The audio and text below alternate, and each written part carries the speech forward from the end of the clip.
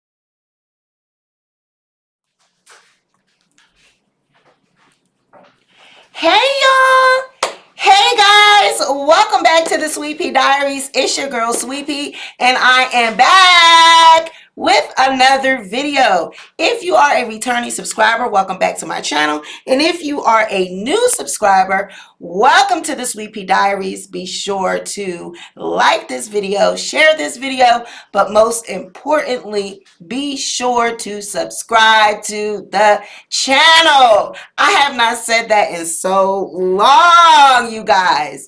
Hey!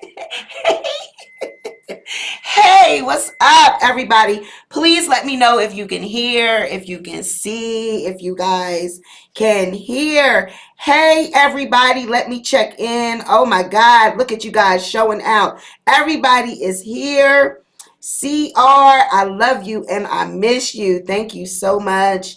Lena Barbosa, Fans Music, Cleopatra Dawn, Itsy Bitsy, Soleil 846, Deborah Smith, Stacy Wise. Hey everybody, Queena, Venetia, Hope, Together We Break Chains, Monica, my mod. Virtual hugs to everybody, Lynn, I see you. Auntie Nisi, I see you. I see everybody. Nichelle Poindexter, Sweet Dark Chocolate. Come and get this commentary. Hey, everybody. Bodacious Lady. Everybody. Latoya McDowell. Cocoa Butter Barbie. Yes, girl. Hey, you guys. I missed you and I love you too.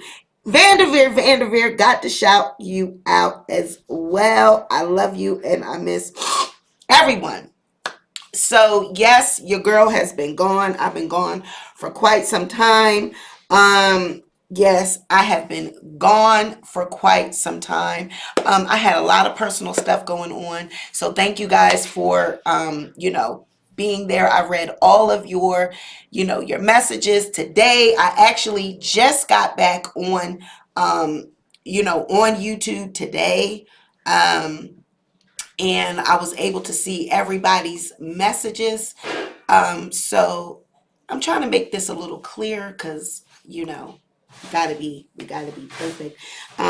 But yes, I had a lot going on. We will do a video, we'll do a live about it, and we will, go over exactly what I've been going through, what I had going on. But I had, some health issues going on, a little health scare. So we will talk about all of that in a separate video. But I am here and I'm back, and we are going to do a live. We're going to push through tonight because I checked on these cases and shit, and I looked around and I said, God damn, ain't nobody doing no motherfucking updates. They went all around talking about Cardi B had to give her medical records, but nobody did any goddamn updates about what the judge said on today.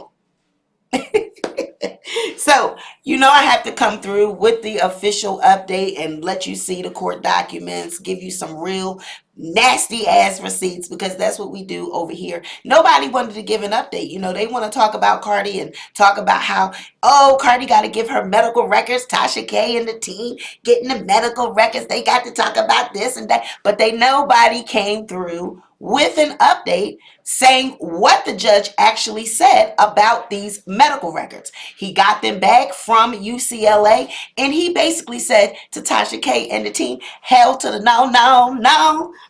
So, yes. I will be coming through with that. And of course, we have an update as well with Kenneth Petty and Jennifer Hough, their lawsuit. I don't see anybody doing any updates on that either. I mean, it's crickets out here. So I had to come through and give you guys some receipts. And I see everybody. We have 100 in the chat. Thank you so much, you guys, for coming through. I appreciate it. Thank you for welcoming me back with open arms. I know the haters are here too. Yes, your girl is back with the motherfucking truth, with the goddamn receipts. Yes, ma'am. I am bazack. And I am in full effect. Y'all see, I got the lights, I got everything on, you know what I mean? I still got my little nasty weave in. Yes, damn. And I got my little hat on because I didn't feel like doing my hair, so I just threw this on. And, I got the receipts for y'all, so I'm going to give them to you.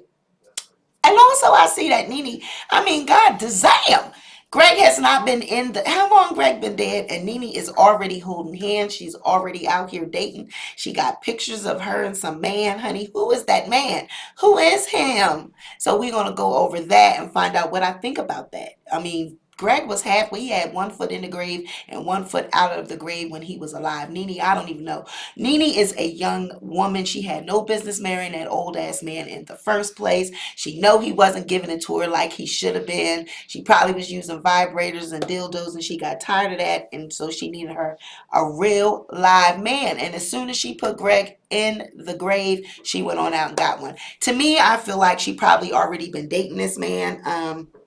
There's no way. Yes, Vanderveer, I will still be going, but the way it looks like they might be doing Zoom because of the COVID surges. I'm starting to see that there are a lot of Zoom. Kenneth Petty and Jennifer Hough, their last update and last appearance was via Zoom.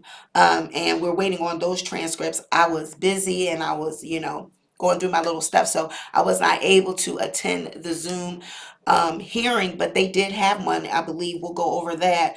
But they did have one. It was via Zoom. So I'm thinking that maybe when Tasha's trial comes up, it might be via Zoom. It may not be in the courthouse because of the COVID surges and, what we got going on with COVID and all these variants. We may be having it via Zoom. So that'll be even greater. You know what I'm saying? That'll be even greater. Maybe someone will send me a goddamn recording, or they'll send me, some receipts like they did. Wink, wink, you guys, whoever it was, you was out there, send me the shit. When the shit is out there, send it to me so we can post it. So yeah, we probably will be having to attend that via Zoom when it comes time for court. So we're going to get started. We get ready to jump right on in. I think I'm going to start with NeNe Leakes because that one is not going to take me as long. With the other topics, we got the court date. The court documents and all that. So we're going to go over this about NeNe. Honey, I'm through. I'm through. I'm tired and I'm through. NeNe Leakes is very happy with boyfriend Nyan Scala Saho. I don't know. He treats her like a queen, sources say. I believe I don't know how to say that man name, honey. It's probably an African man. It seems like he must be an African. All right. Amelia Orchids asks, will you cover Megan and Tory? Yes, I will be covering that. We actually started a documentary style video. We have a documentary style trailer on the channel. You can go ahead and check that out. We will be covering that. But, you know, we got a lot of court cases going on, but we will be covering that. I wanted to do that one as a documentary because I feel like that one is very entertaining, and doing it as a documentary style video would be real good. Child Lynn said, what the F she got on? I don't MF and know, honey. You know NeNe. You cannot, and she's sweaty, honey. She done walked out the hotel sweaty. Okay, she's sweating. I don't know if it's a lot of cameras out there, but it looks like it's nighttime, and I need to know, why is she sweating this hard? Why is she so sweaty? So D&D said the N is silent. So that would mean Yanacella Hough, I guess. It to me, that is probably an African name. So yes. Please block this person. We're not giving that no energy. Please block them. We're not giving that no energy. All right. So NeNe Leakes is, first off, why are you in my chat? Who the hell comes to somebody's video that they don't like? You're weird, and I'm not giving none of y'all motherfuckers no energy. Y'all are weirdos and you need help. You're stalking me. Get your ass off my channel. Thank you. All right, so NeNe Leakes is finding joy in her new relationship after losing her late husband, Greg, to colon cancer. The Real Housewives of Atlanta alum, 54, is very happy right now. A source close to the Bravo star tells People after she was photographed Saturday holding hands with her new beau, Yanacella Saho, in Miami Beach. She can't stop smiling around Yanacella. It's still very new, but she's almost like a teenager with him, just light and giggly and feeling those new relationship butterflies, says the source, adding that the two met through their pal, Peter Thomas. Thomas is the ex-husband of former Real Housewives of Atlanta star Cynthia Bailey. So that tells me that they knew each other, okay? Girl, you knew this man. It was obviously very hard for NeNe after Greg's death, but she has been his caretaker for so long. She really lost what it was like to have a partner who prioritizes you, the source says. Yanacella treats her like a queen. He's constantly fawning over her, showering her with compliments, and putting her needs first. She couldn't have found a better guy to be with her after her loss. Now, this is the shit that gets me about these freaking, these celebrities, I guess, if that's what you want to call them. They act like a source just comes up and just comes forth with this information. No, bitch, you told this person to go to the blogs. You told them to give out this goddamn information because you knew that you're about to be seen with this man and you want to get ahead of it. Okay, so you want to get ahead of it because you knew that you're about to be out and about holding hands and people are going to see you. So you sent your flunky or whoever this source is. You sent them to the blogs to report on this. And I think it's trashy. It's trashy. The reality star previously posted photos of herself celebrating her 54th birthday last week with Saho and some friends and family. I love all of y'all for loving me and making sure I'm good during this time, she wrote on Instagram. NeNe previously confirmed to the Shade Room that she and Saho are dating, explaining that Greg gave her his blessing to see other people. I will love Greg forever and ever. Grieving is hard, even harder and depressing alone. Greg and I had a very tearful conversation before his passing. His words to me were, be happy, keep smiling, and he who finds you has found a good one, she told the outlet. The mom of two shared in June that Greg's colon cancer, with which he was first diagnosed in 2018, had returned, and he was in the hospital recovering from surgery at the time. In September, Greg passed away peacefully in his home. NeNe later reflected on the final moments of Greg's life with people. The last 5 days before his passing was really beautiful, she said. All of his children were there. His best friends were there. Our closest friends were there. We all sat with him around the clock, NeNe added. We talked a lot and we made peace with what was happening. Now, I'm going to say that usually when you are in this situation and you have a loved one that is, going to pass away, usually when they are on hospice, you generally know when they're going to pass away.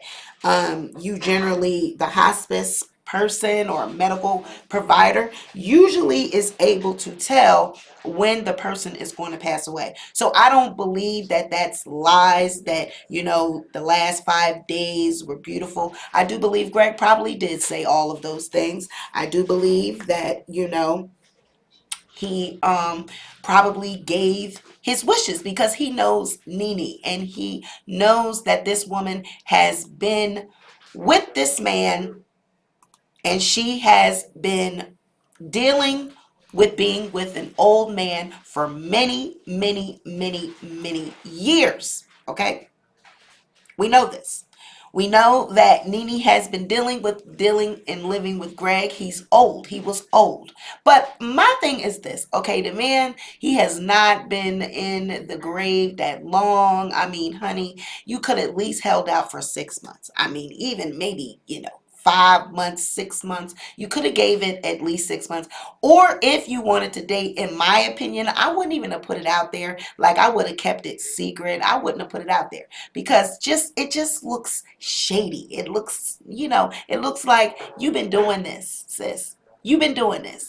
This is not something that you just met him on a whim and Cynthia Peoples, hooked you up just recently. No, you've been knowing this man and this has been going on for quite some time. And you just now got the courage and you just said, fuck it.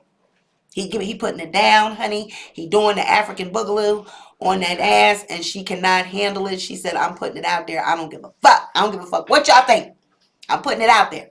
So she sends her flunky and she sends her people to get ahead of the story, going to all the blogs. It's funny how NeNe is going all around. She making her rounds, talking about Greg and talking about, the last moments and all this. She was setting this shit up to get ready for this. She was setting it up. She was on this person. She was on the reel. She was here. She was there. She's talking to people. She's talking to all these goddamn people as if she's got something, she's got to explain herself. I mean, NeNe is not that large of a celebrity for us to give a fuck about whether or not Greg died and who the hell she's moving on. And the last fight, NeNe is not a national celebrity. She's Real Housewives of Atlanta. That's it. And she's not even on there anymore. So she's not really that large of a celebrity for her to be going all around to the blogs and they picking up this goddamn story. We know that it's a bunch of bullshit because she knows that she was getting ready to post these goddamn pics. Period. She's had to have moved on much before his passing, says Bonita Bocasas. Exactly. Kita 619 says, I wonder how his family feels about it. Exactly. Miss Jordan says, heard the new man is married, separated over a year, but has filed for divorce. It sounds about right to me. I mean, really, NeNe? I mean, really? That's how you gonna do Greg? That's how you gonna do Greg? After he put up with your ass, that's how you're going to do Greg. You out here, you out here scheming and scamming. You all on the motherfucking blogs. You done went to the shade room and you done did all of this, girl, trying to get ahead of this story. What do you guys think in the comments and what do you think in the chat? Do you think that NeNe knows this man? Do you think that this was already a thing? I do. I think this was already a thing. This is not anything that is new. She did not just meet this man. She already was frolicking with this gentleman. Okay? Now, we're going to start talking about his looks. I want to know what y'all think about this man's looks. Now, what do you think? How do you think? What do you think? I mean, he looks to be a younger gentleman, younger than Greg. He's still got the salt and pepper going on, but he looks to be younger than Greg. He looks like he's physically fit. You know what I'm saying? He looks, they look like a nice couple. I mean, I think they look good together. It looks like a nice match, but you can already tell that he's younger. And of course she's got butterflies because he's jigging it, he's slaying it and parlaying it. She's giving you something he can feel. Oh. He is putting it down, and NeNe done lost her goddamn mind because she's been with Greg for so long. But that's what it is when you get with an older man. Oh. Oakland Barbie says, I think he is fine. Okay. All right. Dee Dee says, man is from Charlotte, North Carolina. Law requires 1 year separation before divorce. All right. Amelia says, I think it was already a thing and Greg met him and gave his blessing. Okay. Well, I'm not doubting that. I believe NeNe already knew this man. She already knew him. I mean, if it was a friend of Cynthia, her people, she met him through a Real Housewives of Atlanta triangle, through people, friend of a friend. That sounds like people you already know. That's not something that just happened. It's not something that just fell in your lap. That's people that you know, girlfriend. All right? We're not stupid, NeNe. That's not no shit that just went and just came about. That's some shit that they were already. I don't judge, but I feel like NeNe herself doesn't feel confident in what she's doing, hence why she's trying to save face and put out the info to the blogs. If you so confident, you wouldn't have to explain shit. I know that's right. He looks like he's wearing the pants in the relationship, okay? Monica says she was already in a relationship with them before she was out of one. All right now. Okay, he is giving Simon scammer vibes, honey, NeNe, to promote him. All right, you know what I'm saying? I mean, you never know, but this is not something that just happened. This is something that they have already been doing. All right, so that's what I think about that. Now, we get ready to move on because we got this shit right here to cover next.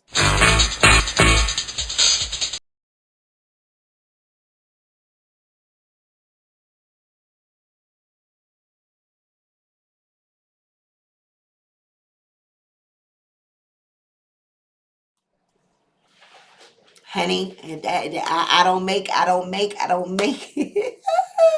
This bitch is lying again, lying to the public, using these people, using Wiley, using all of her little flunkies to put out information and push narratives that are not true. So we know that Cardi B and Tasha K, they have been in this lawsuit for quite some time.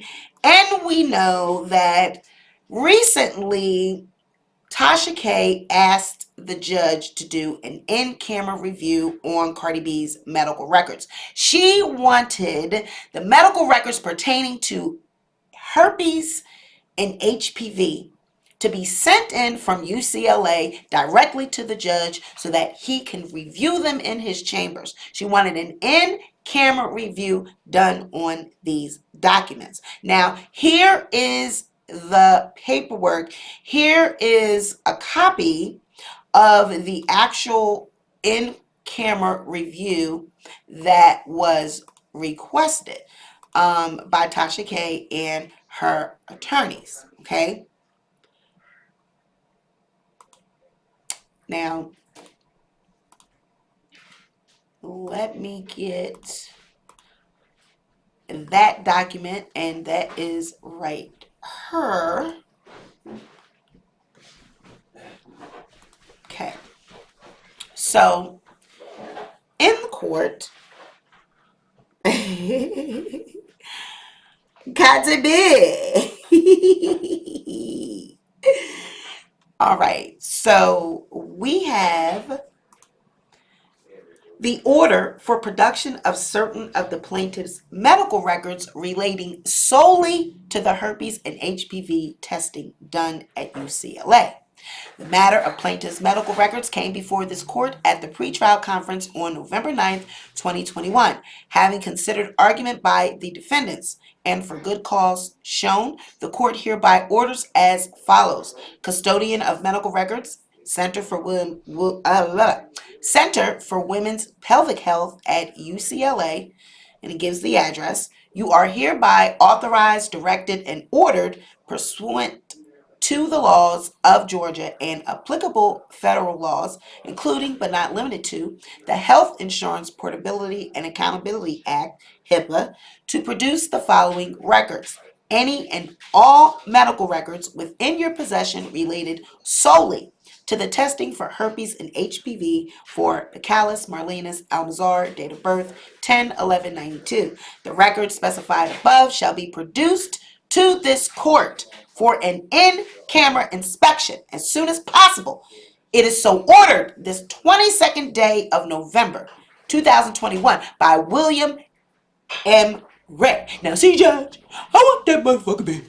I want that bitch to send these medical records. And I want you to look at them, Judge. I want you to do an in-camera motherfucking review of these medical records. Because I don't believe this bitch really took a motherfucking test. I believe she's using somebody else's motherfucking name. And I want you to look at these medical records right now. Because I'm a stupid bitch. I don't believe shit. And I need you because I don't got shit else to do. Shit!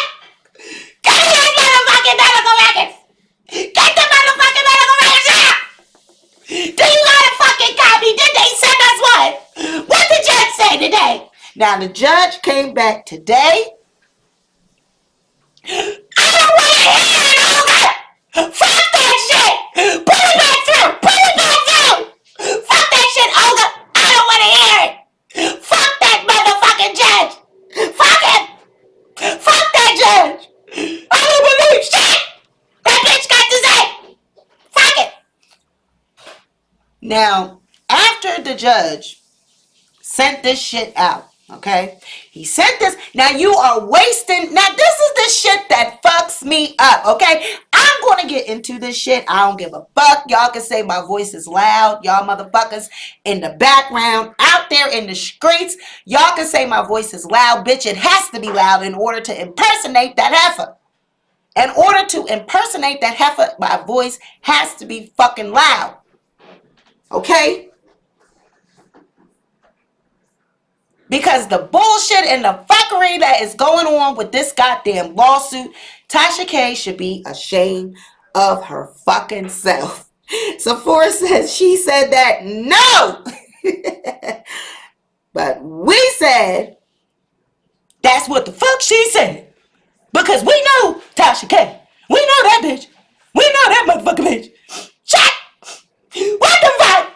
Shut! Get your ass in here! Get your ass in here, shit! Tasha. Now, I told you to leave Cardi B alone.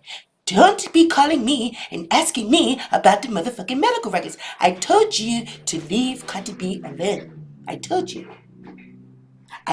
you to leave Cardi B alone. But no. You had to go and do it. You had to keep doing it. Cardi B. That's all that's on your mind. Cardi B. That's all that's on your fucking mind. I told you, Tasha. I told you I'm going to take my motherfucking son and we're going to Africa. We're motherfucking going. I'm taking my kids. We're going. Fucking shit. Fuck it. You got where the fuck you gotta go. Fuck you. I'm not going to fucking Africa, bitch. I'm not going there. And that bitch would not go to Africa because, honey, by the time she get there, Shaq's people is not going to welcome that bitch, honey. They don't like that bitch just as much as we don't like that bitch.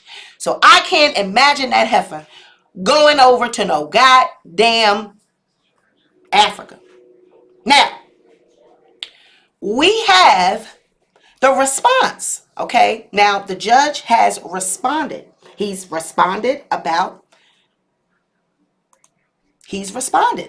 this in-camera review that Tasha K insisted. She's insisted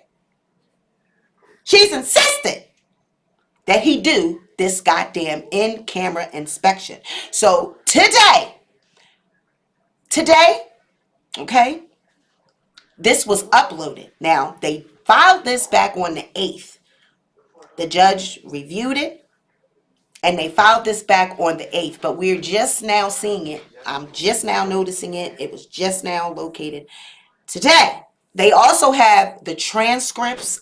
We are waiting for those to be uploaded as well. The transcripts for the actual in-camera review, the pre-trial conference that they had. We are waiting for those transcripts to be uploaded. They should be uploaded sometime in January, I think. So as soon as those are uploaded, we'll show those and we'll read them motherfuckers as well. Now, on November 22nd, this court ordered the Center for Women's Pelvic Health at UCLA to produce to the court for an in-camera inspection any and all medical records within its possession related solely to the testing for herpes and HPV for Bacillus marlinus almazar, date of birth 10/11/92.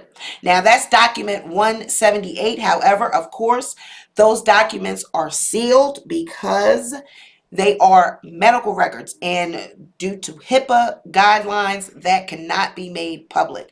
No matter whether this is a court public, this is a public document, website, and all of that stuff is public. However, anything that is related to somebody's personal health records, that's going to be sealed. So we are not going to ever see that. However, it's funny because the court has received and reviewed the records and finds that they are not helpful to the defendant, who is Tasha K.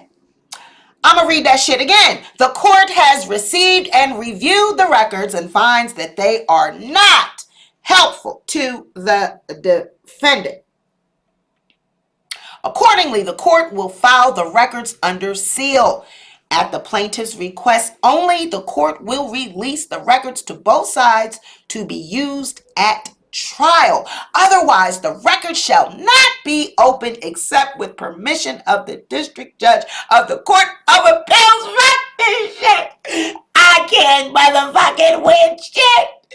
Every motherfucking motion I vote, they keep rejecting it and rejecting it. What the fuck are you doing over there?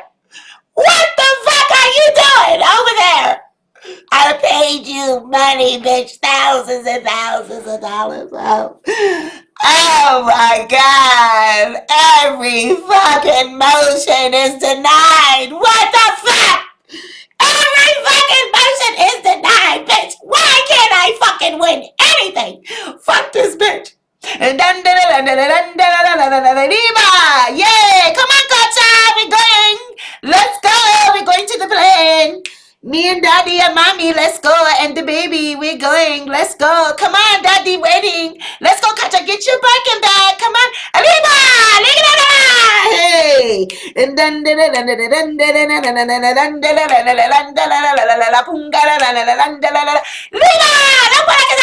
got another victory. We beating that bitch. We spanking that bitch. We're spanking that bitch in the eyes. Fuck that motherfucker. I told you, bitch, leave me the fuck alone. I told you, bitch, I wasn't playing with you. I wasn't motherfucking playing. I told you I was going to drag your ass through the mud. I wasn't motherfucking playing. I told you I wasn't motherfucking playing with your ass. Now, what the fuck you going to do now? What are you going to tell your motherfucking winos now, bitch? What are you going to tell your motherfucking winos now? And Culture, get your chicken nuggets. Let's go. Culture, get your chicken feet. Come on, let's go. Mommy and daddy, we're going. We're going to the public. We're going to the Dominican. Let's go.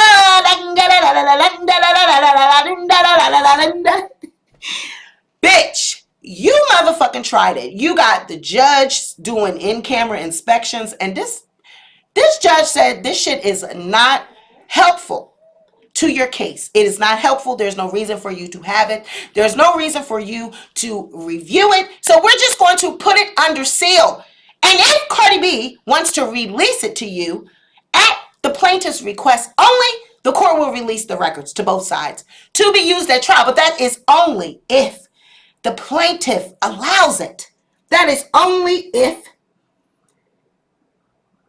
Cardi B allows it. Now, where are the motherfucking updates? I need to know, where are all of the updates? Everyone was doing motherfucking videos. Tasha K, she has a victory in court. Cardi B has to release her medical records. Bitch, the judge said, I reviewed these goddamn records and I find they are not helpful to the defendant. Accordingly, the court will file the records under seal. At Cardi B's request only, the court will release the records to both sides. Not even at your goddamn request. Only through Cardi B. Can I get a motherfucking amen? Where are the motherfuckers that need to do videos and do updates on this goddamn case? Why are you guys not reporting this shit fairly? I get it. You like Tasha K. I understand y'all are her minions and y'all feel like she gonna sprinkle some happy dust on your goddamn channel and it's going to grow because she sprinkled her Tasha K juice on your fucking channel. So you refuse to report these updates. I don't know. Maybe you don't get them. I don't know. Maybe you don't have the fucking court documents. I don't motherfucking know. But one thing I do know is you're not reporting on this case fairly. Anytime any court documents come through, we read them and we show them, regardless to whose favor they are in, whether it's Cardi B or whether it is Tasha K. We review them and we go over it. And we still find a way to roast your motherfucking ass, whether or not it is a win or a loss for Cardi B. But we all know that Cardi B is not taking no L's. She's not taking no L's because she has won this fucking lawsuit. She has won this lawsuit. Okay? Anyone that knows anything about law has already confirmed it. They have already confirmed that Tasha K has lost this lawsuit. There is no way she can come back from this. Her counterclaim has been dismissed. Her motherfucking assault, the $3 million countersuit, all that shit has been dismissed and thrown out. So she has nothing left. All we are going to court now for is damages on Cardi B's behalf. We are now going to court to find out from a jury, after they review all these goddamn videos and all of this defamation videos and little blurps you put on Instagram and your little rants that you do on your backup channel that you think nobody fucking knows about, that you think Cardi B's team doesn't get. Every time at the end of the motherfucking bing, bing, Cardi B's DM is lit up. Some people are sending it directly to the goddamn attorney. Directly. And your lawyers at 11:59 have just now started to tell you to stop going fucking live. To stop going live and stop doing fucking videos. They should have been told your ass that. They should have been told your ass that because you put your foot in your mouth. Now you have a fucking judge taking up time doing in-camera inspections because you just want to delay this court case. As much as you try to do your little antics and tricks, this is not YouTube. This is a fucking court of law. Nobody believes shit you're saying. They already know that you have committed defamation, that you have said things about Cardi B that are outrageous. They already know this. So get prepared to pay Cardi B. Get prepared to pay Cardi B. Get prepared. Because that is what is coming. Okay? That's what's coming. That's what is coming next. Period. Period. That's what's coming next.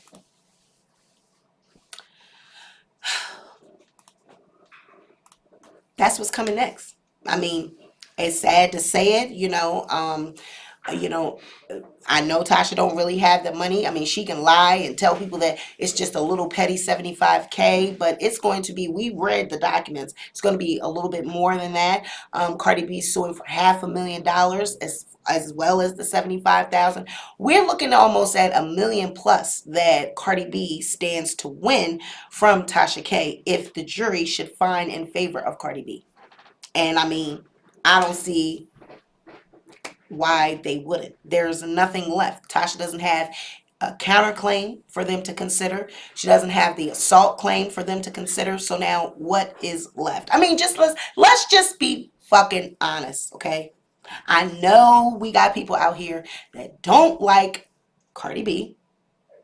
And I know we got people that don't like Tasha K. But let's just be honest for once, okay? The people that don't like Cardi B, let's just be honest. If Tasha K's countersuit has been already thrown out, the $3 million countersuit, her assault claim has been thrown out, infliction of intentional distress, all that shit has been thrown out. What do we have left? What does Tasha K have to be able to pull out of her hat? I mean, everybody's thinking that Tasha's going to come through at the last minute and win. Where and how? I mean, just be real. Where and how? This is not the first 48. This is not, ID channel. This is not any of that. This is real. This is the real court of law. All right. If someone's case has been dismissed, their counterclaims thrown out, their damages, all that shit's thrown out, what does she stand to win? I'm just saying. Okay. Thank you, Susie Davis. Thank you so much. She's also suing Kibi Studios separately, too. She's going to get something from them, too. I mean, Tasha is in a bad place. Whether y'all want to believe it or not, she is in a bad place. She's being sued by Cardi B personally. Kibi Studios is also being sued by by Cardi B. They added that to the lawsuit. And that is under her husband's name. So that means that Sheck, acting as an agent, he's being sued as well. All right. He also said in his deposition that they haven't paid taxes since the start and inception of Kibi Studios.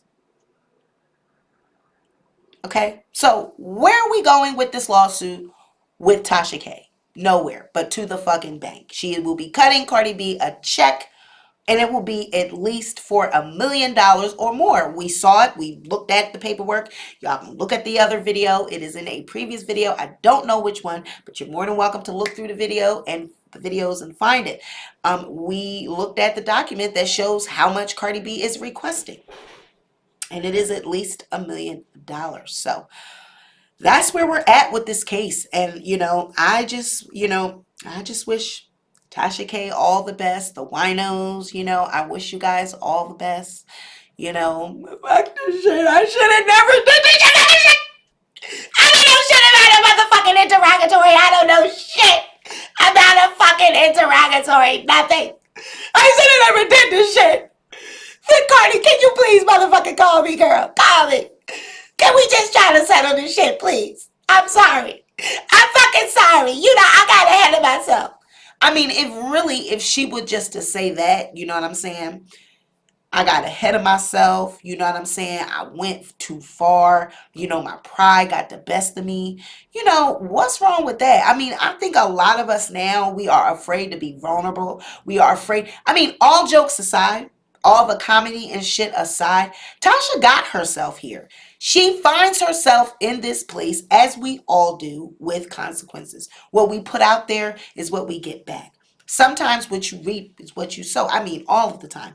However, what you put out there and when you do things like this, they have consequences. And there is no such thing as, oh, Cardi B is suing her because she's black. Cardi B is trying to mess up a career of a black woman. Cardi B is going after a blogger. Cardi B is targeting Tasha K. There is no such thing as that. Cardi B gave Tasha K plenty of time to retract her statements. She asked her to take the videos down. She reached out to her in several emails prior to filing this lawsuit. What do we say about that? The winos, I need real talk. Y'all supposed to be real bitches. You and Tasha K supposed to be real bitches. I need an explanation for that. When Cardi B reached out and said, could you please take these videos down? I mean, you're lying. I don't have HPV. I don't have herpes. I'm all of this shit that you're putting out, they're lies. Can you please take the videos down? What was fucking wrong with her taking them down? But y'all go so hard. Y'all see how I just dipped off this YouTube? I left. I was gone for 22 days. 22 days. I'm not worried about this fucking shit. This shit comes and goes. This shit's going to be here when I get back. But some people are so into this shit that they are willing to lose their soul. They're willing to go all out for these fucking videos. They're willing to go all out for these so-called exclusives, for these lies that they post. And then, you know, everybody want to come through and say, oh, you're a liar, Sweet Pea, you're a liar. But nobody could list on the community tab under that post what the fuck I have ever lied about. It was crickets. There was no responses. None. None. You know, my opinion is my motherfucking opinion. But what have we ever lied about intentionally on this channel? Absolutely nothing. It's not that fucking deep for me. I'm not about to catch no goddamn defamation case for nobody. I'm not about to put out no false information to get clicks and views. If you don't want to watch my videos, oh god darn well. But I'm not going to put out no bullshit just to get clicks and views. And some people, like Tasha K, they have gone too far in the name of YouTube. It's sad. It's sad because they have put this as their number one. They've put this as their source of income. And like I told you guys, YouTube is up and down. It's up and down. 1 minute you can be high and 1 minute you can be low. If you don't get subscribers, if your subscriber count and your view count is not constantly going up, you are not making any money. Fuck what you heard. Stop believing what you hear in the streets. I'm telling you the goddamn truth. If you are not constantly getting subscribers every day, you got to be gaining subscribers every fucking day. If you are not gaining subscribers, if you are not pushing out videos, and to all these people that say, oh, well, Tasha's got 900 and some thousand subscribers. The subscribers don't equal. That shit doesn't matter. Because if you're not getting views, it doesn't matter. If you're not getting views and subscribers and it's not equaling out and you're not in the algorithm, it doesn't matter. Tasha's been on here for 10 plus years. She's been doing this shit. She should have 900 and some thousand subscribers. I've only been doing this since February of 2020. Okay? I'm almost at 10K. That's not easy. Let me see your motherfucking ass get a YouTube channel and let me see you get 10K subscribers in less than a year, in a year's time. Let me see you do that. All these people that sit up there and say, oh, you only got this and you only got that. Let me see you create a YouTube channel and make YouTube videos. Let me see you. Let me see you. I want to see you.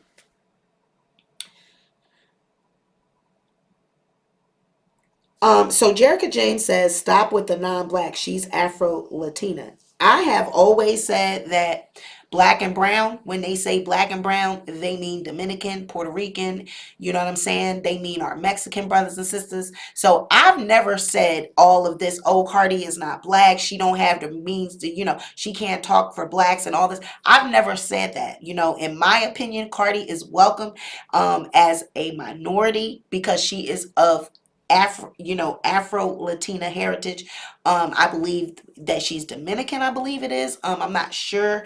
But whatever, you know, I never say, I'm not ignorant. Black and brown means Dominicans, Puerto Ricans, Mexicans, black and brown. Honey, they look at them just like they look at us. They are in the same boat. And Cardi, forget it. She got it out the mud. This girl started on Love and Hip Hop. She came from the ghetto and she made something of herself. And everyone out there, I believe it is all hate. It's all jealousy. I don't care what y'all say. It's all hate and it's all jealousy because of where Cardi has come from.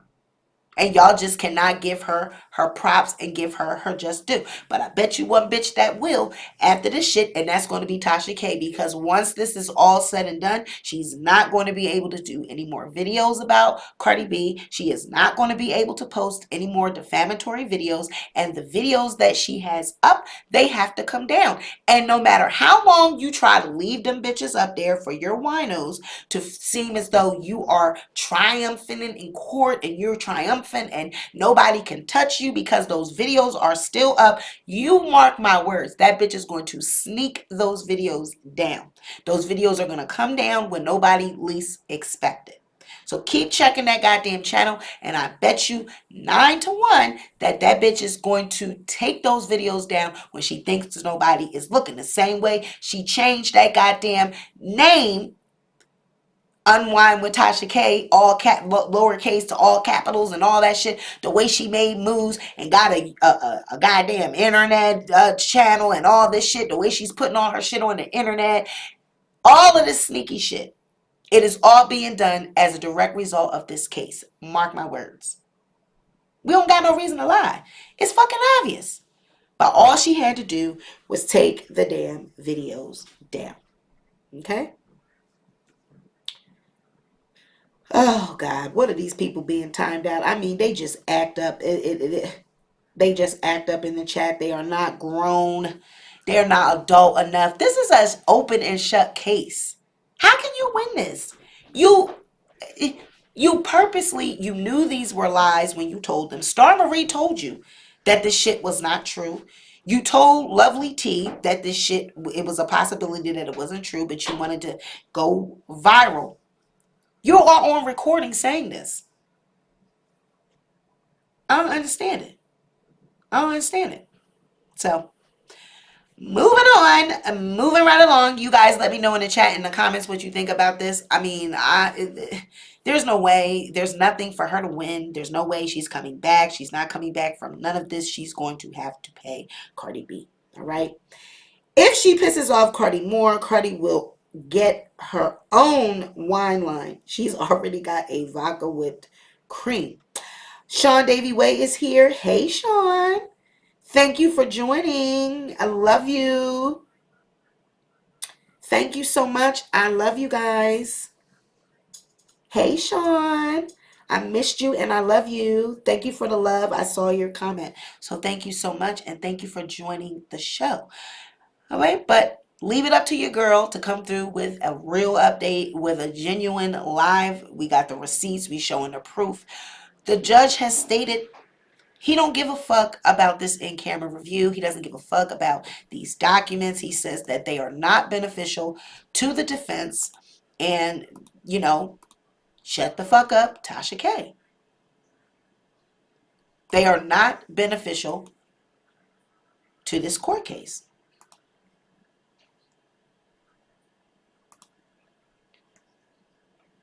Says on November 22nd, 2021, this court ordered the Center for Women's Pelvic Health at UCLA to produce to the court for an in-camera inspection any and all medical records within its possession related solely to the testing for herpes and HPV for Michaelis Marlenus Almazar, date of birth 10/11/92. The court has received and reviewed the records and finds that they are not helpful to the defendant. Now, what do you think that means? They are not helpful to the defendant.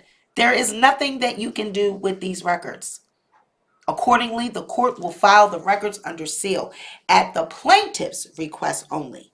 The court will release the records to both sides to be used at trial. That is only at the request of Cardi B. That is only at the request of Cardi B. Otherwise, the record shall not be opened except with permission of the district judge or the court of appeals. So you got to go through some shit to get these medical records. But the judge has already ordered that they are not helpful to Tasha K's case. They are not needed. Venetia Hope says, so Sweet Pea, if she takes the videos down, will it really hurt her numbers since the videos are older? Yes, it will hurt her numbers, because when you are on YouTube, you have all of your numbers and all your videos are constantly being viewed, right? People are viewing your videos. However, the older videos are not getting as much play as newer videos. We also know that Tasha's newer videos, they don't do as well as she has historically done. We're noticing that Tasha is not doing the numbers that she used to do. And that's just obvious. That's not hate. That's not nothing, that is rocket science. If you go over to her channel and if you review her numbers, you're able to see that she's not doing as well as she used to do. When she's on live, yeah, okay, 5,000 is in the chat, 6,000 is in the chat. Okay, and that means nothing. It means nothing. That means nothing. We need to see over time, through the week, what those numbers are doing, as well as your subscriber count. Your subscriber count got to be going up. Your views got to be going up. All of your videos have to be doing consistent. Like, you got to be getting in the millions of views on all your videos all the time. Anyone that is a YouTuber can tell you this. Anyone that is a YouTuber can tell you this. It all depends on the algorithm. All right? So yes, when you remove videos, all right, you remove videos that are thousands, hundreds of thousands of views, it is going to affect your channel because you are now taking away revenue. You're taking away streams. You're taking away views. All right? You're taking away hundreds of thousands of views on these videos. So you do the math. That's just common sense. Yes, it is going to severely impact her channel because those videos have a lot of views. So they will be removed, and it is hundreds of videos. It's not just one or two. I could see if it was just one or two, but it is a lot of videos. It's a lot of videos. Okay, so that's where we're at. She had plenty of time to take the videos down. Cardi B asked her and warned her to take the videos down, but she did not. So, I told you, Tasha, to leave Cardi B alone, but you did not listen. I told you to leave Cardi B alone. Now we are broke. Now we are motherfucking broke. This order that the judge put in, the judge said no. He said no. He said you don't need it. Now what, Tasha? Now what? Now what, Tasha? Now what? What are we going to do, Tasha? What now? What now? I told you to leave Cardi B alone. Fuck you, Shaq. Fuck you and Cardi. Fuck the both of y'all. You're supposed to be my fucking husband. You're supposed to be on my team. Fuck you and Cardi. Fuck the both of y'all. Fuck that bitch. She know I was just trying to go viral. She know I needed the fucking money. But you just can't do shit like that. You cannot do shit like that at other people's expense. You can't put up false narratives. You can't put up fake ass, you know what I'm saying, knowing the shit is fake when you post it. And that's what they're proving in court, which is why Cardi is inching and inching closer and closer to victory. Because what Cardi is proving in court is that Tasha knew this shit was a lie when she fucking posted it. When she posted it, she knew it was a lie. Period. So, yes, ma'am. We're going to move on. That's all I got to say about that. Tasha, she put her foot in her mouth. She made her bed hard. And now she has to lay in it, basically. So now we have the update on Kenneth Petty and Jennifer Hough's case. Okay, there has been a lot of back and forth, honey, on this case. We have a lot of documents that we got to get into, so we are going to be here for a while. okay? Because basically what is going on with this case, Nicki Minaj and Jennifer Hough, they've both written on behalf of, their attorneys, have both written letters about the default judgment that Jennifer entered regarding Nicki Minaj, okay? So first, Jennifer's attorney sent a letter to the court. It says on November 30th, a letter requesting the court to issue a briefing schedule on defendant Minaj's pending motion and plaintiff's opposition and cross motion thereto by Jennifer Hough. All right, so we're going to read that one first. All right. So here is that one. Let me make sure I have the first one.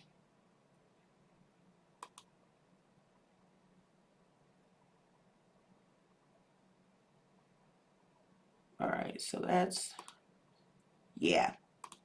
All right, so on November 30th, Tyrone Blackburn, he wrote to the judge, and he states, Tyrone Blackburn, Esquire, McGivney, Kluger, Clark, and Intusia PC, and this firm represent the plaintiff Jennifer Hough. In the above referenced action, we write to Your Honor to assist us with ordering a briefing schedule for defendant Onika Tanya Minaj's pending motion pursuant to FRCP for leave to file a late answer to the amended complaint and our cross motion in reference thereto. Below is a brief procedural history. So basically, this letter is in reference to Nicki's letter that she wrote to the court asking for leave. She wants more time to answer to the complaint that Jennifer sent via the process server, okay? Nicki requested that she have more time. So this is their letter. September 15th, 2021, plaintiff's process server personally served OTM, and that stands for Onika Tanya Minaj, okay? OTM's husband, defendant Kenneth Petty, with the summons and amended complaint. October 11, 2021, plaintiff sought certificates of default from the clerk. October 15th, 9 days after OTM and KP were required to interpose an answer or file a motion pursuant to FRCP 12, OTM filed a motion for leave to file a late response to the amended complaint. October 19th, 2021, because the certificates of default had not yet been issued, plaintiff's counsel Tyrone Blackburn appeared at the court to inquire about their status.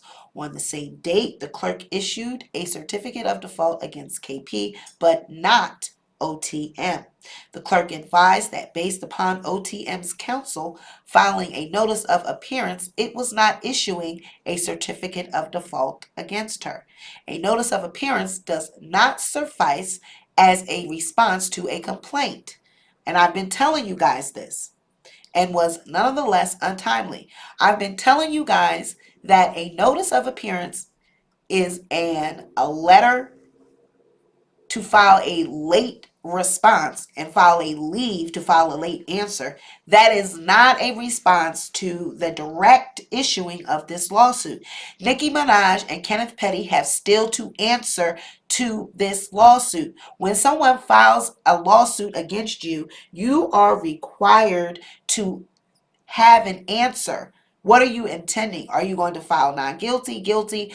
What are you intending to do regarding this lawsuit? And they have filed other motions instead of an answer to the lawsuit. The paperwork that they have been issuing to the court is not a direct answer. So that is what Tyrone is saying. October 25th, plaintiff and OTM's counsels conferred via emails to schedule briefing for OTM's pending motion as well as plaintiff's forthcoming motion for the court to enter default judgment against OTM. See Exhibit A. And you know, we already know what that is. We looked at that. We're not going to look at the default judgment. The parties disagreed over dates on which the motions would be heard because the certificate of default issue had not yet been resolved. Such is typically a prerequisite to filing a motion for entry of default judgment. October 25th, 2021, plaintiff filed a letter with the court. October 26th, the court ordered that the certificate of default issue would be decided prior to decisions on OTM's motion for leave to file a late response and plaintiff's motion for entry of default judgment against OTM. Pursuant to this court's order, the same day, the parties continued efforts to agree on a briefing schedule for the motions via email. Ultimately, in an email at 5:43, OTM's counsel stated that he would not agree to a briefing schedule because he desired, one, to wait until the court decides our motion against KP so that OTM gets a second bite at the apple. That's what they stated. And two, to determine whether OTM had a personal jurisdiction defense.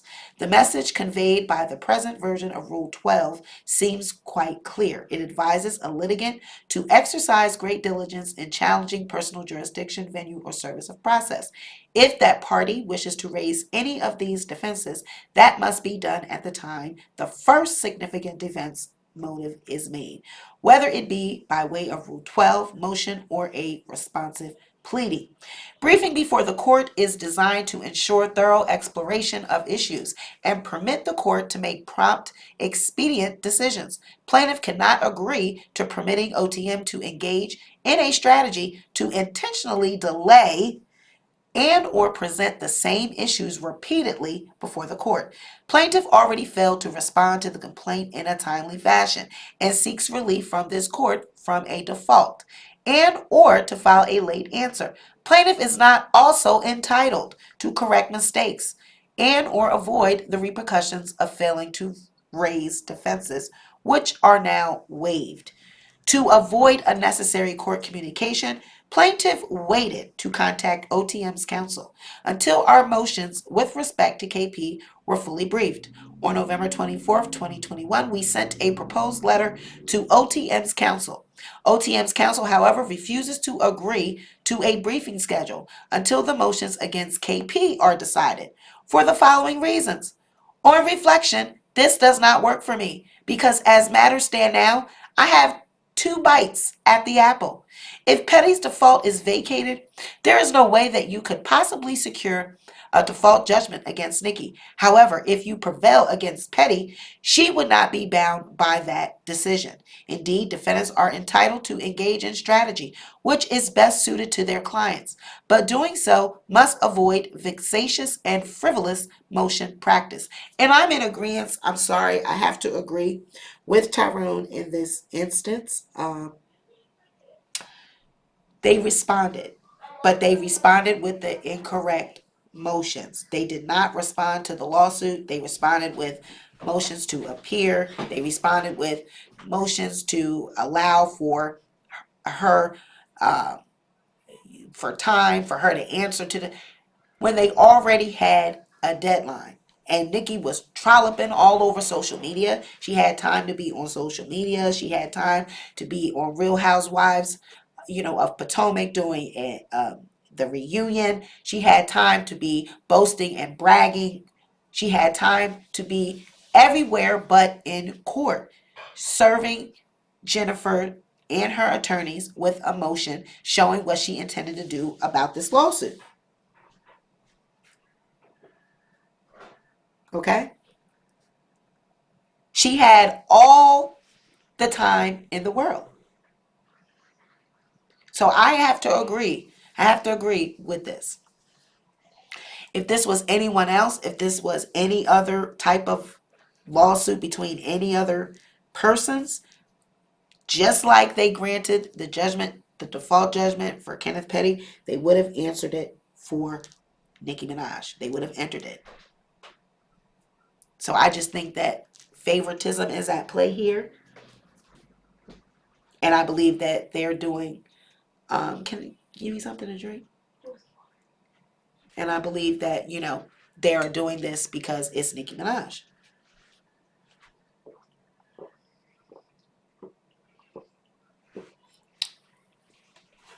So, pursuant to Rule 3 of the Court's individual motion practice and rules concerning briefing schedules, upon approval by the Court, we provide a briefing schedule for defendant's motion pursuant to FRCP for leave to file a late answer to the amended complaint.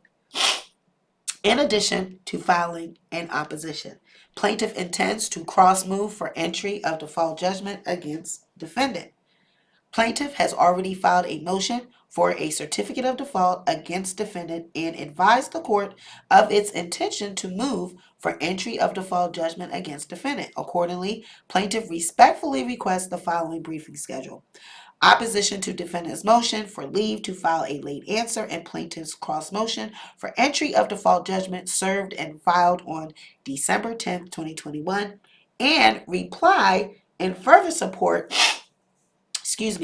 of defendant's motion for leave to file a late answer in opposition to plaintiff's cross motion served and filed on December 17, 2021.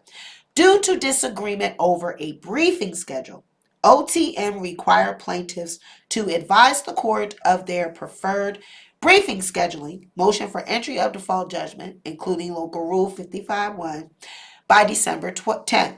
Response to the motion for entry of default or argue to vacate default by December 17th. Reply to response due on December 24th. Defendant to file a SIR reply on December 31st. So basically what they're saying is that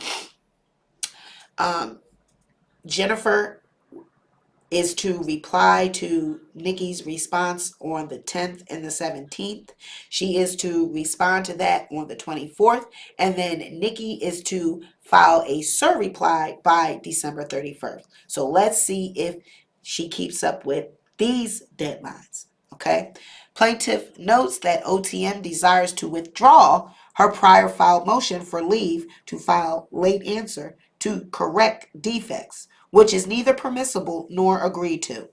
OTM's pattern of late, delayed filings and attempts at multiple bites of the apple are neither consistent with this court's rules nor the federal rules of civil procedure. Respectfully, plaintiff seeks to continue with a briefing schedule consistent with this court's prior orders, prevailing case law, and the federal rules of the civil procedure. Thank you for your attention to this matter. So then after that, here comes Nicki Minaj's answer. Here comes her attorneys. They have replied on December 1st to Tyrone's letter. Dear Judge Vitiliano, Tyrone Blackburn and his firm represent the plaintiff Jennifer Hough in the above action. Plaintiff submitted a letter to the court seeking your honor's assistance on briefing scheduling. Plaintiff waited from October 26 for defendant Onika Tanya Mirage to agree on a briefing schedule. Plaintiff offered OTM a briefing schedule consistent with that for motions relating to or filed by defendant Kenneth Petty.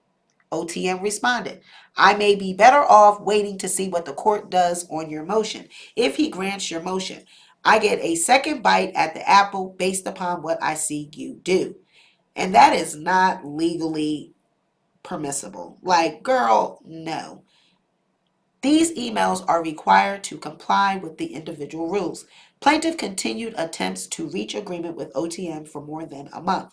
Finally, on November 30th, OTM declined to agree. So they are basically admitting in here that they have attempted to get an agreement with them, and then finally on November 30th, they disagreed. They declined to agree. So why are they pissed off at Tyrone for stating that they need to be awarded the default judgment? I don't disagree.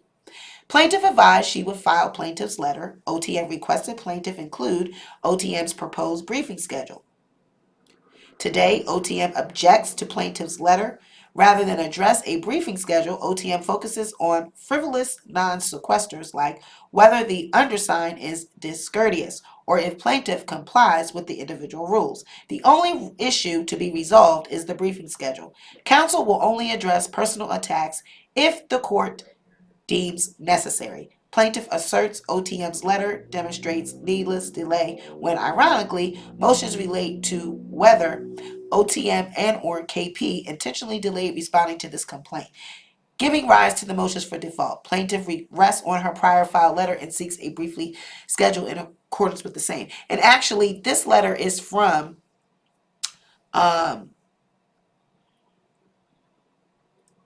the Jennifer and them again. So they filed two letters, okay? I'm sorry. That's actually from them, all right? So now, on December 1st, here is Nicki's response. Dear Judge Vitigliano, I am in receipt of Plaintiff Jennifer Hough's counsel's November 30th, 2021 letter, which I believe goes far beyond the scope of any letter permitted by Your Honor's individual practices and is materially inaccurate in many respects. However, unless the court requests me to do so, I do not believe that a detailed response to most of the letter is appropriate because it would further compound plaintiff's counsel's violation of the court's individual practices. In an effort to better understand counsel's position, we reached out to him seeking further clarification. He responded in a rather discourteous email this morning that our client has a right to oppose your pending motion and file a cross motion, and she does. So how's that a discourteous email? This position cannot be reconciled with the procedural history of this case. As matters stand now, defendant Onika Tanya Mirage has a pending motion seeking permission prior to the entry of a default to file a late letter requesting a pre-motion conference. And plaintiff has a pending letter motion seeking an order directing the clerk's office to enter a default. The last submission on either of these motions was plaintiff counsel's October 25th letter, replying to my opposition to plaintiff's motion. In that letter, plaintiff's counsel stated, our position is that, logically, our motion should be heard first. Defendant Mirage's counsel's position is that they are heard contemporaneously. On October 26th, the court granted plaintiff counsel's request that plaintiff's motion be decided prior to moving forward with defendant Mirage's motion. 5 weeks later, apparently believing that the court has not acted in an appropriately expeditious manner, plaintiff's counsel wants to proceed on a dual track of waiting for Your Honor to decide plaintiff's current motion for an order directing the clerk's office to enter a default, while also seeking a default judgment without the benefit of an entry of a default by the clerk's office. This makes no sense given the current procedural posture of this case. I initially sought to litigate both motions simultaneously because I wanted to keep track with plaintiff's effort to secure a default judgment against defendant Kenneth Petty. Mr. Petty thereby permitting me an opportunity to weigh in on issues which are common to both defendants. I have since lost that opportunity because plaintiff's motion for a default judgment against Mr. Petty and Mr. Petty's motion to vacate the default have been fully briefed for a decision by Magistrate Judge Cho. As plaintiff's counsel will surely concede, if it will be impossible for plaintiff to secure a default judgment against defendant Mirage if the default against Mr. Petty is vacated. Alternatively, even if a default judgment against Mr. Petty is entered, the parties might find themselves litigating issues which have already been decided as a matter of law. Relatedly, defendant Mirage's motion will also be rendered moot if the court grants plaintiff's motion seeking an order directing the clerk's office to enter a default, and therefore it would be a waste of the court and counsel's time for the parties to litigate it. And this is Exhibit A. This is basically their emails back and forth.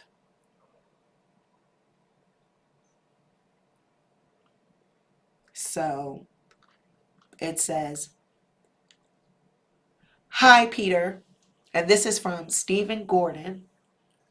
If that's coming from Jennifer, her attorney. Hi, Peter. Our client has a right to oppose your pending motion and file a cross motion. I think the letter is clear that we are seeking to both oppose your pending motion and cross move against it, which is obviously the most efficient way to handle your motion and our forthcoming motion for entry of default judgment against your client. We did not want to seek the court's intervention, but we were given no other choice. We have waited long enough. As Judd requested, we provided the court with the email including his proposal for a briefing schedule. That said, I don't know why we would need to burden the court with dueling letters, especially since our letter was filed due to your dithering. If you ultimately file a letter, please include this email. Nonetheless, at this point, unless you are now willing to agree to our proposed briefing schedule, we will await the court's decision.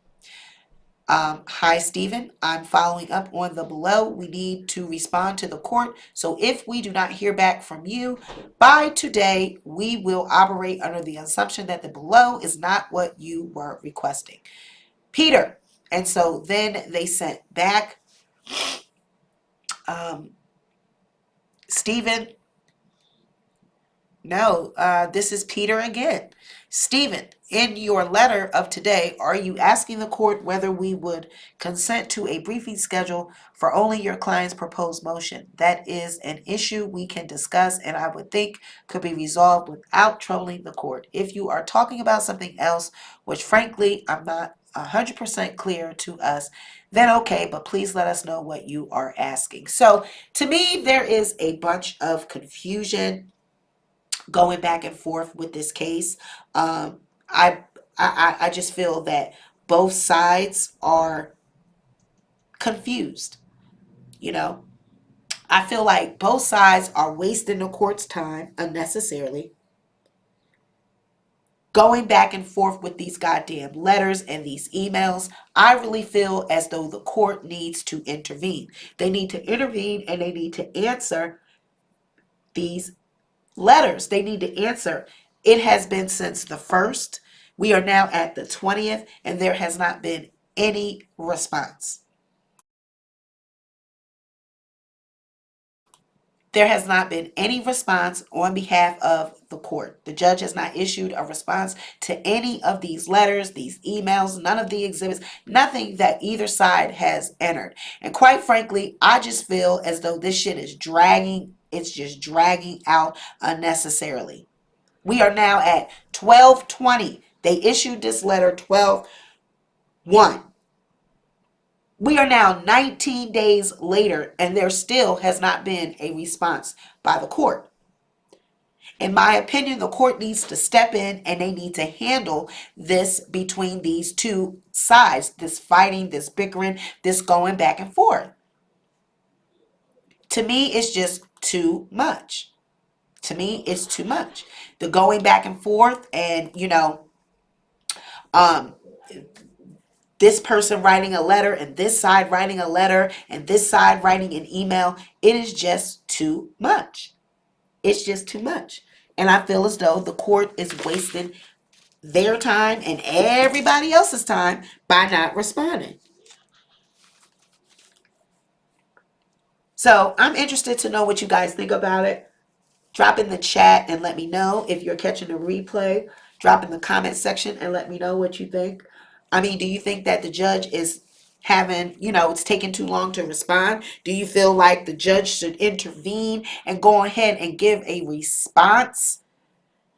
I feel as though, the back and forth, that it is just taking too long. The back and forth, the emails, the letters on behalf of each side, to me, it is a waste of court time. I mean, they just enter in docket after docket. It is the same repeat of information. It's the same requests over and over. It is the same delay tactics on Nicki Minaj's side. I don't understand what they are. I just don't understand it. And Jennifer on her side, Tyrone, his side, they just constantly sending letters to the court. They're asking the court to move along, move along. We need to get answers. Why have we not had any answers? Basically, that is what Tyrone and his team are asking the judge. Why do we not have an answer to the default judgment? We don't have an answer to what we're going to do about that. We have no response as far as what we're going to do about her filing a leave we have no responses from the court. So Tyrone and his team have no other recourse but to keep reaching out to the court.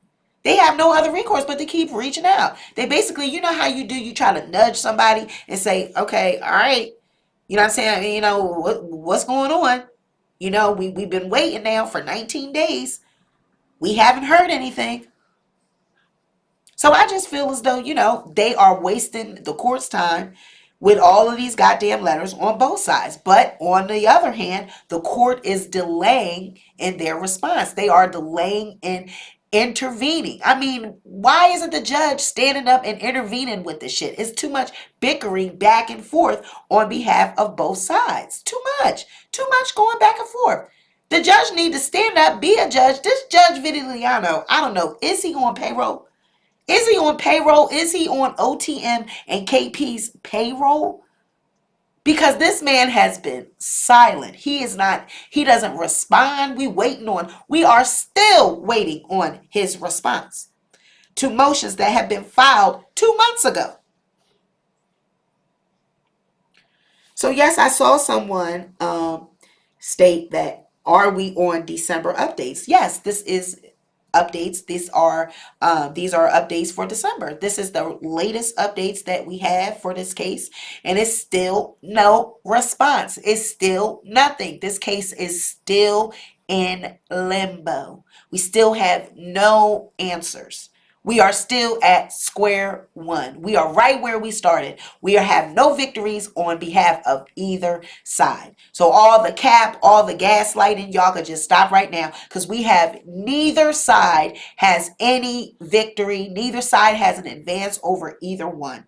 We are in limbo. And it is sad to say that. Jennifer has been going through, you know, all of this. She's going through with this lawsuit. She's trying to get her, you know, her just due, you know, as a victim.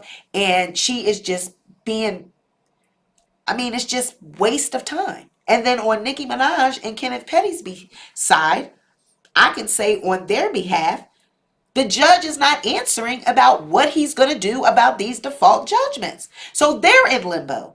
She's basically waiting to see, and I get that. She's waiting to see what they're going to do about Kenny's so that she knows how to proceed, because that is strategy. They are both being sued by Jen. So they have to, you know, as strategy between both attorneys, which I don't know why they didn't just get one attorney for the both of them, but we know why.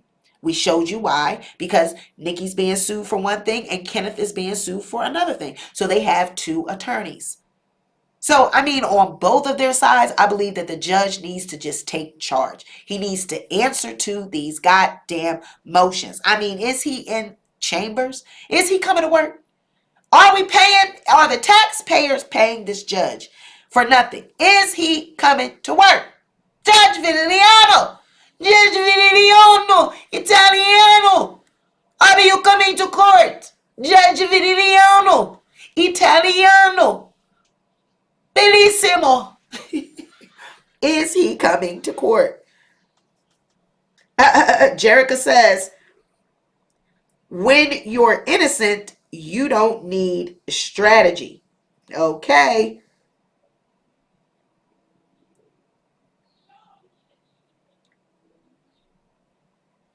Somebody says she real one-sided. I'm not one-sided. I have given explanation on both sides. I guess you didn't hear me say that I understand on Nicki's and Kenny's side. I said that the judge is not answering. See, y'all hear what y'all want to hear. Y'all have selective hearing. I said that Jen is a victim. Yes, she is. And I also said that I understand Kenny and Nicki's side, because the judge has not responded to any of their motions, any of these motions on either side. I said that. So you guys hear what you want to hear. You have selective hearing. That's not my fault that you can't comprehend. I'm not one-sided. I've read everybody's emails. I read everybody's documents. If I was one-sided, I would have only read Jen's. I would not have read both. I read both.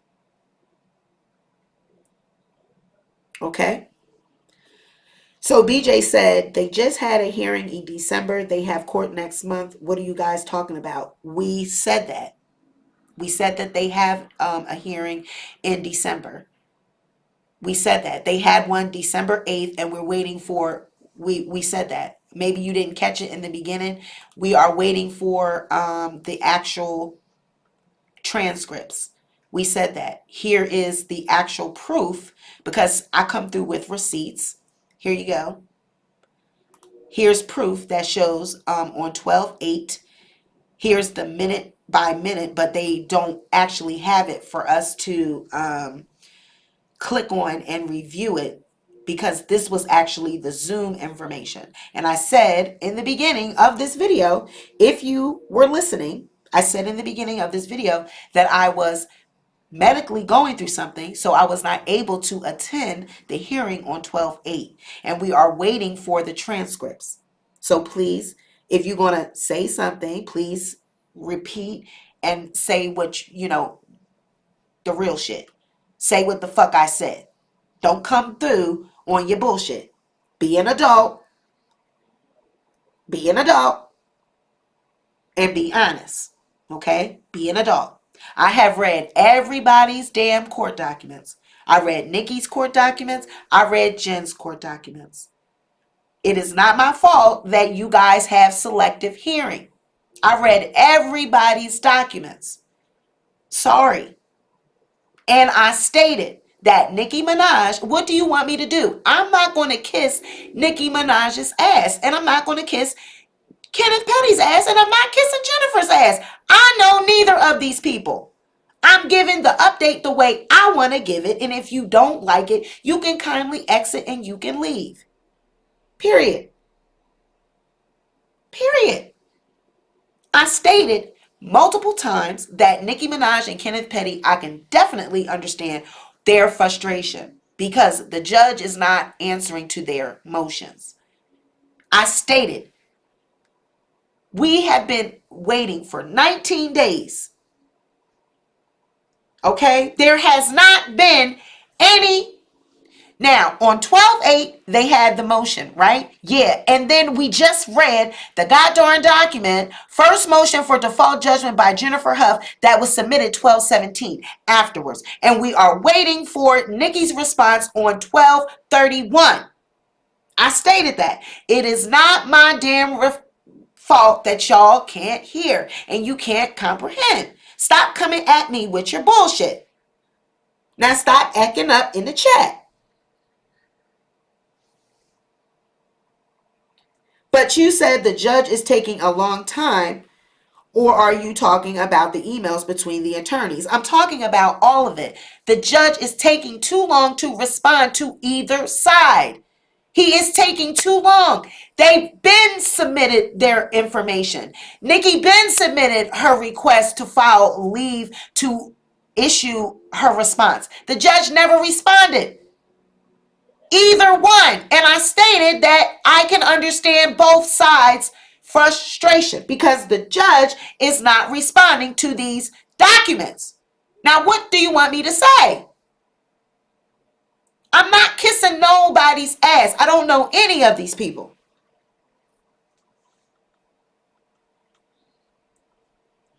That's the problem. Jen has no evidence. Tyrone said the delay has caused Jen a memory loss and no witnesses. Well, if that's what it is, then, and if she loses her lawsuit, then she loses her lawsuit. What you think I'm going to do? Cry?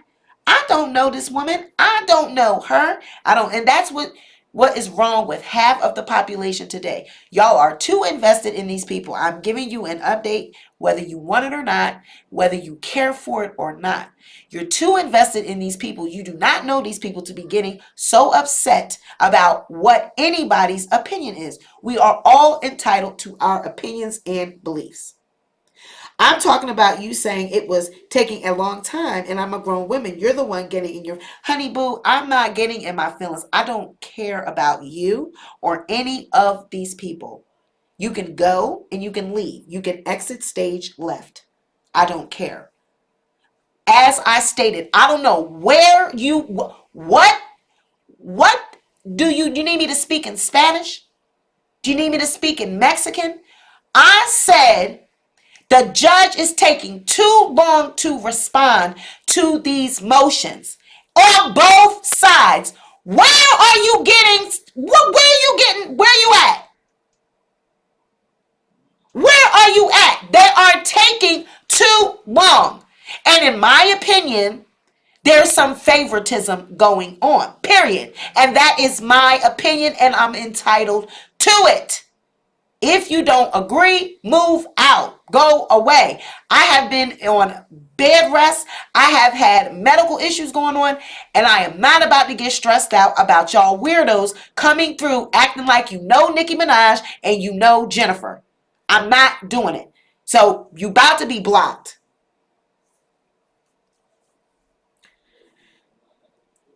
So basically,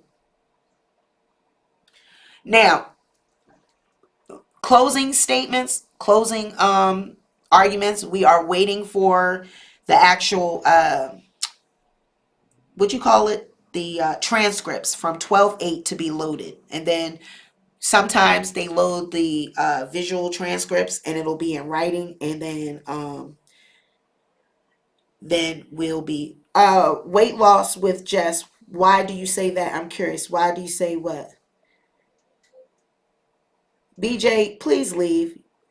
Your question has been answered several times. It's frustrating when I answer it and you still come out with something that makes no sense. Dear, I responded to your question several times. I stated that the judge is taking too long to respond to these motions, and that is on both sides. I said I understand both sides' frustration because he's not answering to any of these fucking motions.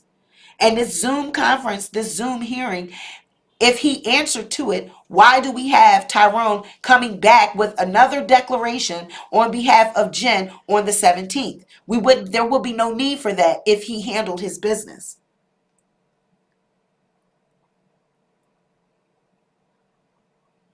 That it's favoritism being shown, because first of all, they issued the default judgment on behalf of Kenneth, but they didn't issue it for Nicki. They said that the court was short-staffed, and pursuant to Nicki Minaj's attorney, they didn't issue it.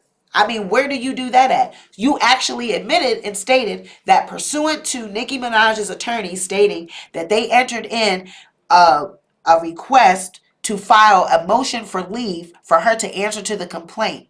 So please do not issue the default judgment. Where do they do that at? Who directly communicates with the court clerk and asks them not to enter a default judgment, but you enter one on Kenneth Petty? Okay? So that's where I'm at. Yes, Auntie Nisi, you can block people. Yes, please. Because usually I would not, but I have medical issues going on right now, and I cannot be going back and forth with these people. I just can't. I can't afford for my blood pressure to be getting going up over these people. These are YouTube videos, and I keep telling y'all are way too invested. We love Jen over here, yes, but we also give acknowledgement where acknowledgement is due. In my opinion, the judge is bullshitting. He's taking too long. He's picking and choosing what he does, who he responds to. The court clerk is responding to one person's default judgment, but not the other. That makes no sense. That makes no sense. How you respond to one but not the other? They was both late. They both deserve to be issued. It was both filed on the same day. Then they come back, and we read it earlier. They come back and they state in their response that they did not issue it because the lawyer, Nicki Minaj's lawyer, asked that it not be issued. Now, where do they do that at? That is not heard of, which is why Tyrone is sending the letters. He's stating that they're getting special treatment. Okay. Now, Monique says, y'all need to put all this energy into a business. Oh, God. I wish I would worship someone this bad. Just be a fan and not a bunch of weirdos. All right? Was the denial reversed? No. No. And it still has not. We still have no response.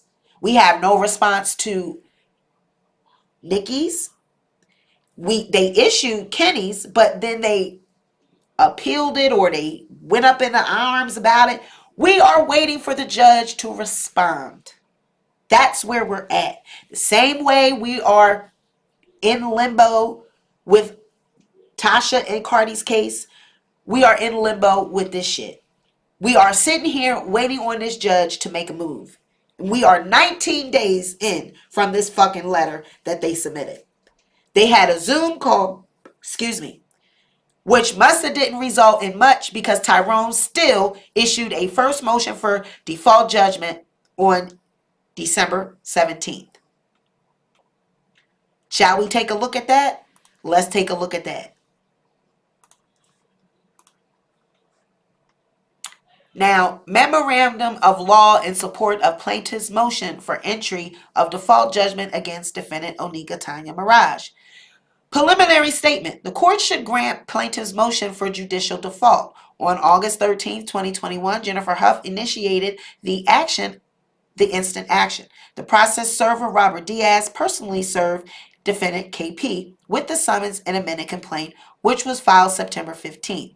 Robert Diaz then mailed a copy of the summons and complaint to the defendant at her Calabasas, California estate. OTM appears to have intentionally and strategically chosen not to respond timely to the amended complaint that was due on October 6th. And we know from now, it still has not been responded to. Still has not been responded to. The lawsuit addresses the actions alleged by Hough following the arrest of KP for a violation of the Sex Offender Reporting Act. Hough alleged that KP and OTM engaged in intentional threatening and malicious harassment in order to limit criminal repercussions in the pending criminal case. KP pled guilty to the failure to register. So now, if you are not a sex offender and if you have not violated anyone, which we already found in the California sex offender registry that he used a knife, the weapon was a knife, and that actual sexual intercourse took place. We showed those receipts. Please go and look at the previous video. If it was not true, why would the California Sex Offender Registry have that information? And why would he plead guilty? Why would he take a plea deal? Same reason he took a plea deal in the first case to begin with. KP pleading guilty to the failure to register. KP, having accepted a plea, faces a sentencing hearing on January 24th. It is unclear what the federal judge who will sentence KP will consider in determining his fate. However, Hough asserts that the allegations and required responses by KP and OTM would be aggravating factors for the purposes of sentencing. On October 19th, the clerk issued a certificate of default against KP, but not OTM. This honorable court heard arguments on December 8th in which the court reserved ruling on the motion to vacate the denial of clerk's default against OTM, but set a briefing schedule for Hough to pursue a judicial default against OTM. So basically, they issued a briefing schedule order, but they never said anything about the default. The judge is purposely ignoring motions. Period. I don't understand how you answer one motion, but you ignore the other. The court should enter default judgment against OTM. Federal Rule of Civil Procedure provides that party against whom a judgment for affirmative relief is sought has failed to plead or otherwise defend, and that failure is shown by affidavit or otherwise, the clerk must enter the party's default. When a party fails to plead or otherwise defend an action, it is within the district court's discretion to enter a default judgment. In the instant matter on September 15th, plaintiff's process server personally served summons and amended complaint on defendant Petty, where OTM also resides. Service was proper pursuant to federal rule. Specifically, defendant Petty is not an infant, incompetent, or an active member of the military or someone who previously waived service, and he was served. The process server properly delivered a copy of the summons and amended complaint to KP personally. He also mailed a copy to their house. KP does not deny being served by Robert Diaz. Further, Robert Diaz served KP with plaintiff's summons and amended complaint for his wife. OTM does not deny being home at the time of service. OTM does not deny that KP was home at the time of service. OTM does not deny she received the summons and amended complaint. OTM does not deny that the summons and amended complaint were mailed to her. OTM does not deny knowing about the lawsuit. OTM does not deny knowing the deadline to file the lawsuit. Instead, OTM objects to the description of KP as viewed through a window as being 1 inch shorter and thinner. OTM attempts to distract by alleging no one personally handed a document to KP. The only denials are inconsequential and frivolous, given the lack of any defense to proper service. After being served the summons and amended complaint on September 15th, OTM's 21-day period to respond began to run. Notably, OTM does not deny knowledge of this deadline or any attempt to fulfill this deadline.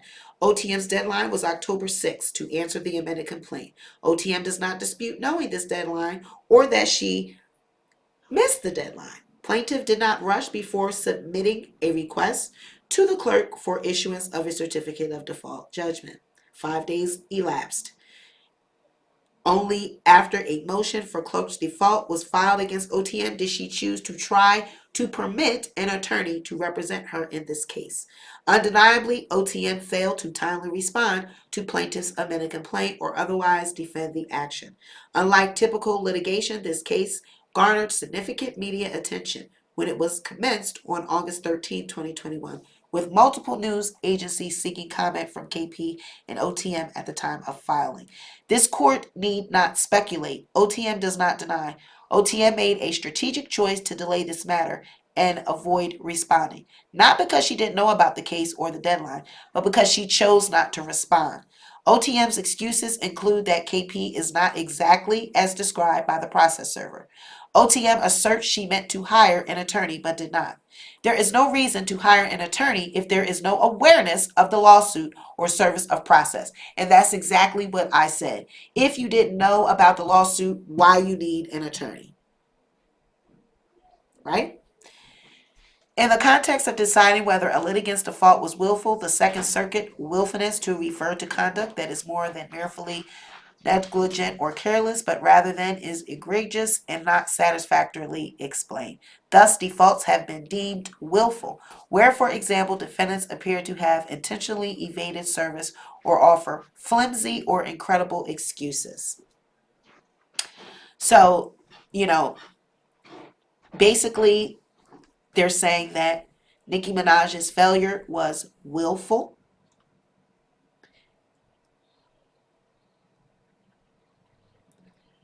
Plaintiff will be greatly prejudiced by the court's failure to enter default judgment against OTM. Courts look to prejudice in deciding whether to vacate or decline to enter a default judgment. Delay alone is insufficient to establish prejudice. To establish prejudice in the context of default, there must be a showing that the delay will result in a loss of evidence, create increased difficulties of discovery, or provide greater opportunity for fraud and collusion. Plaintiff's amended complaint sufficiently pleads plausible causes of action against OTM. Plaintiff pleads a viable claim for intentional infliction of emotional distress under both California and Georgia law. In summary, defendant's intentional conduct included, but was not limited to, bribery of plaintiff by sending their associate Black to plaintiff's residence with $20,000 and offering to have defendant Minaj record a birthday video for plaintiff's daughter. Bribery of plaintiff by approaching the plaintiff's family members in New York, offering $500,000 in exchange for plaintiff recanting her 1994 rape claim against defendant. Stalking and harassing plaintiff's 22-year-old daughter while her daughter was out with friends in Georgia. Stalking and harassing plaintiff by calling and showing up at plaintiff's home after plaintiff changed her phone number and residence on multiple occasions. Intimidating plaintiff's family in New York with threats of physical bodily harm if plaintiff did not recant her 94 rape claim. These threats resulted in plaintiffs moving out of Georgia to a remote location in the state of Florida. Through their associate, Black threatened to kill plaintiff on social media, and their Make Bala Brim's Blood gang members threatened to kill plaintiff on social media. Defendants' actions were intentional, the conduct was extreme and outrageous, and there is a clear causal connection between the conduct and plaintiff's emotional distress, which is persistent and severe. Plaintiff has not worked since having to move over 3 times within 12 months, and she has been in fear for her life and safety. These injuries are continuing in nature. Thus, plaintiff has properly pleaded a viable claim for intentional infliction of emotional distress. Plaintiff pleads a viable claim for aiding and abetting under both California and Georgia law. So the aiding and abetting is basically stating that Nicki knew that Kenny was a sex offender and she encouraged him not to apply as one in California when he moved there with her. So the aiding and abetting, knowing that someone is a sex offender and they do not respond to or do not register as one, that is considering aiding and abetting. So that is what Jennifer is also suing Nicki Minaj for. If the court enters default against OTM, plaintiff seeks an inquest hearing to determine damages. Conclusion. For the reason above, Plaintiff Hough respectfully requests the court to find OTM in default for her intentional failure to timely answer or move in this action and schedule an inquest hearing to determine the damages. So basically what is being said here is that what I said, the judge has not responded. There is no response to this default judgment. We are waiting for this judge to respond. So if he responded on 12/8, if there had been some type of response, there would not have been a further declaration that we just read on 12/17 that would not have been issued by Tyrone Blackburn on behalf of Jennifer Hough. That would not have been issued again. There would have been no issue, no need, no nothing for an additional motion of default judgment to be filed and requesting against Nicki Minaj on behalf of the plaintiff. This would not be a thing if the judge had responded on 12/8. So to those that said, what y'all talking about? They had a Zoom, they had an update on 12/8. Oh, really? Yeah, they did, but there was nothing came of it. Nothing came of it. Because if something had come of it, and if there was a response, Tyrone would not have issued this letter on the 17th.